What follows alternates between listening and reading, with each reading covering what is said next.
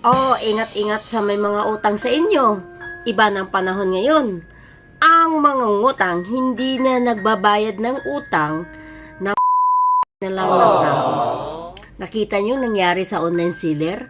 Kung sino ang salarin sa kanya, mga kabilas, kundi ang kanyang kaibigan na close friends. Ang sakit, ano?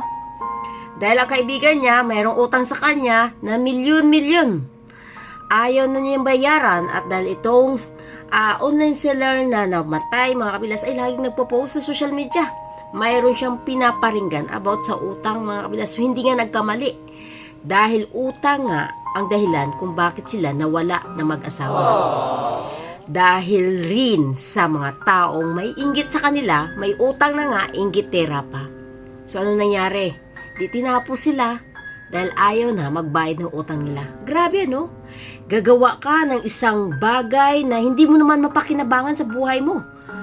Papatayin mo ang kapwa mo para lang makuha ang trono.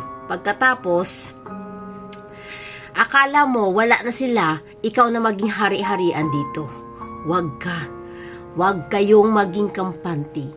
Dahil may Diyos tayo sa sanlibutan, nakakita sa atin kung anong ginagawa natin dito.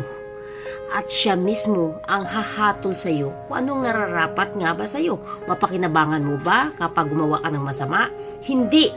Mas lalo ka lang mapapahamak at mas lalo ka lang mahihirapan. Yung pinatay mo, nanahimik na sila. Masakit man sa pamilya nila, pero nakapagpahinga na. Ikaw, habang nabubuhay ka dito, magdudusa ka. Hindi mo pa alam ang magiging buhay mo sa loob ng kulungan. Kaya kayo, kapag may utang kayo, bayaran nyo kung ano ang inutang nyo. Huwag nyong ilagay ang batas sa kamay nyo.